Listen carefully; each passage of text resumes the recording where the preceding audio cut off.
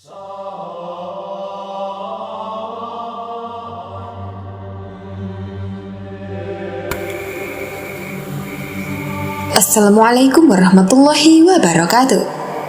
Sobat Saibah rahimakumullah. Semua hal yang Allah ciptakan pasti ada permulaannya. Misalnya Allah menciptakan bumi. Dahulu, pada awalnya bumi tiada, sekarang menjadi ada. Sama halnya sebagaimana kita ketahui bahwa manusia berasal dari satu garis keturunan yang sama, yaitu Nabi Adam alaihissalam dan pasangannya Siti Hawa, sampai beranak pinak dan menghasilkan keturunan-keturunan yang begitu sangat banyak dan menyebar ke seluruh penjuru dunia ini yang terbagi dalam banyak suku dan ras manusia. Lantas, bagaimana dengan bangsa jin yang hidup berdampingan dengan kita? Apakah mereka juga berasal dari satu keturunan yang sama seperti manusia?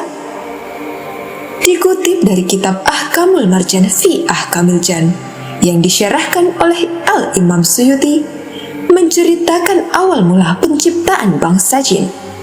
Kakek moyang manusia yang kita ketahui adalah Nabiullah Adam alaihissalam, sedangkan kakek moyang jin adalah Sumia. Sebagaimana sabda Kanjeng Nabi Muhammad SAW, yaitu jin diciptakan dari kobaran api yang menyala-nyala, sedangkan malaikat diciptakan dari cahaya, dan manusia diciptakan dari tanah. Di dalam kitab ini diceritakan bahwa kurang lebih 2000 tahun sebelum Nabi Adam alaihissalam diciptakan Allah, terlebih dahulu Allah menciptakan jin. Oleh karenanya Allah berfirman dalam Al-Quran, "Tidaklah aku ciptakan jin dan manusia kecuali untuk beribadah kepadaku." Nah, di situ nama jin terlebih dahulu disebutkan, kemudian baru manusia. Akhirnya ada makhluk yang diciptakan Allah sebelum manusia pertama diciptakan. Kemudian dijelaskan juga dalam kitab itu, jin yang pertama diciptakan bernama Sumia, yang tinggal dan hidup di bumi kita ini. Kemudian setelah diciptakan, Sumia ini memohon beberapa permintaan kepada Allah Subhanahu wa Ta'ala. Yang pertama, Sumia ini meminta untuk bisa melihat segala sesuatunya di muka bumi ini yang tidak dapat dilihat. Artinya di sini adalah jin itu dapat melihat manusia, namun sebaliknya manusia tidak bisa melihat keberadaan dari jin. Kemudian permintaan Sumia ini dikabulkan oleh Allah. Permintaan Sumia yang kedua, yaitu apabila di antara mereka ada yang mati, maka jenazahnya langsung dibawa ke bintang dalam surya, tidak dimakamkan di bumi, atau di bahasanya sekarang biasa dikenal dengan bintang surya. Jadi ada satu cerita ketika baginda Nabi Muhammad SAW menyuruh Bilal bin Rabah untuk mencarikan sumur dan ambil air dari sumur tersebut, karena baginda waktu itu mau berwudu setelah jauh berjalan. Dan singkatnya, akhirnya Bilal menemukan sebuah sumur. Lantas ia mendekati sumur tersebut untuk mengambil air.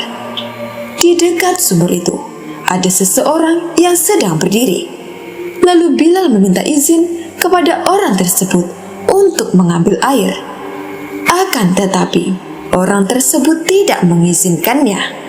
Kemudian terjadilah perkelahian antara keduanya, dan perkelahian itu dimenangkan oleh Bilal bin Rabah, sehingga lawannya tadi mati terbunuh hanya untuk mengambil air untuk Nabi Muhammad SAW. Kemudian air tadi dibawa ke tempat Nabi, dan Bilal bercerita, "Ya Rasulullah, tadi ada yang menghalangi saya di sumur tempat saya mengambil air ini." Kata Rasulullah, "Siapa yang menghalangimu?" Bilal pun menjawab, "Ada seseorang ya Rasulullah di sumur itu, sehingga aku terlibat perkelahian dan aku membunuhnya."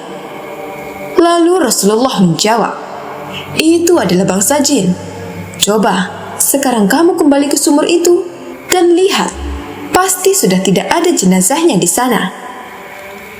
Kemudian Bilal bin Rabah itu mengecek kembali ke sumur tersebut, dan memang benar nyata, jenazahnya sudah tidak ada. Nah, ini adalah salah satu permintaan dari Sumia tadi kepada Allah, yang dimana dikatakan, tiap bangsa jin yang mati, maka jenazahnya akan langsung dibawa ke bintang surya untuk dimakamkan di sana. Jadi bukan dimakamkan di bumi. Kemudian lanjut ke permintaan yang ketiga dari Sumia kepada Allah. Ia meminta agar wujudnya terlihat awet muda. Tatkala bangsa jin menjadi tua, maka tubuhnya menjadi muda kembali. Oleh karena itu, usia dari bangsa jin ini sangatlah panjang, jauh lebih panjang dari bangsa manusia. Bisa mencapai ratusan hingga ribuan tahun usianya.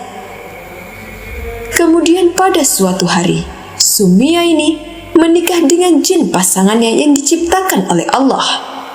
Lalu dari hasil keduanya, memiliki keturunan yang sangat banyak jumlahnya, hingga keturunan dari mereka ini mendirikan beberapa kerajaan yang sangat banyak juga jumlahnya.